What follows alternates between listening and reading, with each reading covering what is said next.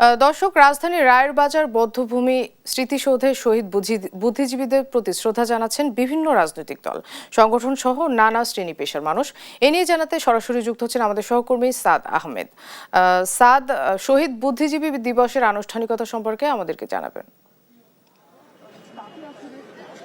মনা, সকাল থেকে আমি রয়েছি এই রায়েরবাজার বধ্যভূমিতে এবং সকাল থেকেই আমরা দেখছি যে বিভিন্ন সংগঠন, শিক্ষা প্রতিষ্ঠান থেকে রাজনৈতিক অঙ্গ সংগঠন থেকে শুরু করে সবাই কিন্তু সকাল থেকে এখানে শ্রদ্ধা নিবেদন জানাতে আসছেন এবং এখনো কিন্তু অনেকেই শ্রদ্ধা জানাচ্ছেন। আমি যদি একটু দেখাতে চাই আপনাকে যে এখনো কিন্তু অনেকে ফুলের শ্রদ্ধায় আজকে যে শহীদ বুদ্ধিজীবী দিবস সেটিকে কিন্তু তারা স্মরণ করছেন। আমি যদি ইতিহাসটা একটু বলতে চাই, 1971 সালের এই দিনেই কিন্তু আমাদের যারা জাতির শ্রেষ্ঠ সন্তান তাদেরকে বিশেষ করে কবি, সাহিত্যিক, সাংবাদিক, প্রকৌশলী থেকে শুরু করে মেধাবী যারা ছিলেন তাদেরকে কিন্তু এনে পাকিস্তানি হানাদাররা রাজাকার ও আলবদরদের সহায়তায় তাদেরকে কিন্তু তাদের নিজ বাসা থেকে তুলে এনে নির্মম নৃশংসভাবে কিন্তু হত্যা করা হয় এবং এখানেই কিন্তু তাদেরকে নিয়ে আসা হয় এবং পরবর্তীতে তাদের লাশ যখন পাওয়া যায় আমরা দেখেছি যে নৃশংসতার চিহ্ন কিন্তু সেখানে দেখা গিয়েছে। কারো চোখ বেঁধে, কারো হাত বেঁধে নির্মম নির্যাতনে কিন্তু তাদেরকে হত্যা করা হয়। আমি যদি একজনের সঙ্গে একটু কথা বলতে চাই, আমরা সকাল থেকে এখানে আছি এবং দেখছি যে শ্রদ্ধার সাথে আমরা আসলে বাঙালি জাতি স্মরণ করছে আজকের দিনটিকে।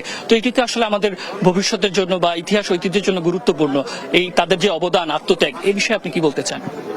হ্যাঁ, আজকে আসলে যে বুদ্ধিজীবীদের জন্য আমরা আজকে দেশটা পেয়েছি, তাদেরকে পরিকল্পিতভাবে হত্যার যে চেষ্টা করা হয়েছিল সেটা ব্যর্থ হয়েছে। এটা বাংলাদেশ প্রমাণ করেছে তারা ব্যর্থ ছিল এবং আগামী প্রজন্মের মধ্যেও এই বুদ্ধিভিত্তিক চর্চাটা বৃদ্ধি করা প্রয়োজন। সেই জন্যই আসলে আমি যেমন আমার সন্তানদেরকে নিয়ে এসেছি, এই চেতনাটা জাগ্রত হোক সবার মধ্যে, এটা আমি আশা করি।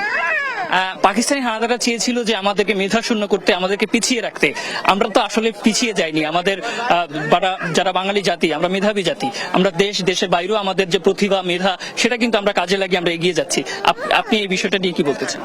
হ্যাঁ, এটা তো আসলে প্রমাণিত যে আমরা যদি আমাদের সবকিছু সব দিক থেকে দেখেন, আমাদের 1971 পরবর্তী নানা ঘাত প্রতিঘাতের মধ্যে দিয়ে, নানা চড়াই উতরাই পেরিয়ে এবং অন্য অনেক ষড়যন্ত্র মোকাবেলা করে এই দেশে এগিয়ে যাচ্ছে। এখনো অনেক ষড়যন্ত্র দিয়ে আমাদের দেশ সামনের দিকে বাধার সম্মুখীন হচ্ছে, তারপরে উতরে যাচ্ছে।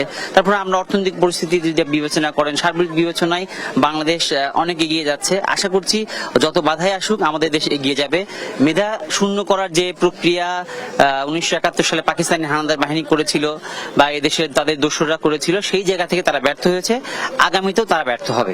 তো যেমনটি তিনি বলছিলেন যে পাকিস্তানি হানাদাররা যে উদ্দেশ্য নিয়ে নৃশংস এই হামলা চালিয়েছে, তাদের সে উদ্দেশ্য কিন্তু সফল হয়নি। বাঙালি জাতি, মেধাবী জাতি, তারা কিন্তু তাদের প্রতিভা বা মেধা কিন্তু সর্বত্র ছড়িয়ে দিচ্ছে দেশে এবং দেশের বাইরে।